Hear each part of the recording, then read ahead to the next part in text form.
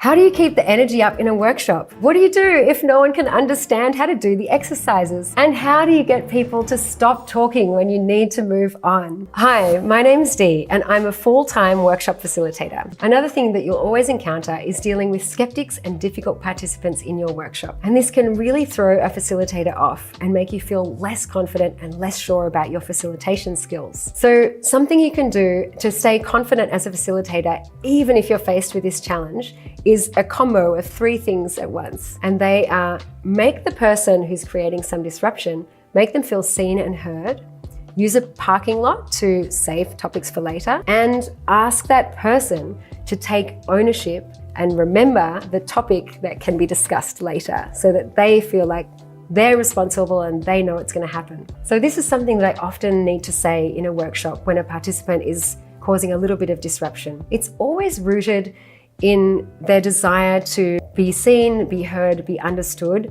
and the feeling that they have something important to say and they need to explain it. So this is a sentence I often find myself saying in workshops when this happens. Thank you so much for bringing this up. This is so interesting and important. It won't help us move on right now with the voting exercise that we're doing, but I want to make sure we save this for later.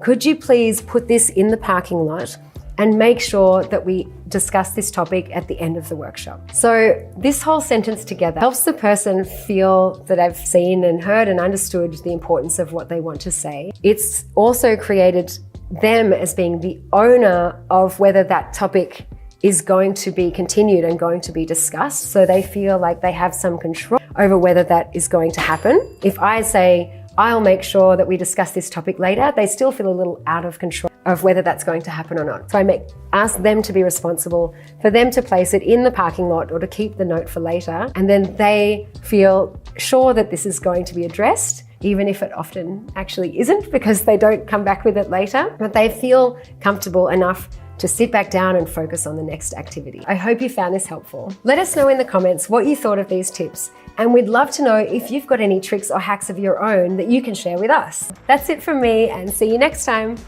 What if leadership growth and resilience fit right in your pocket? Meet Kai.ai, psychologist-led, AI-supported coaching that helps your people thrive. Track progress, unlock insight,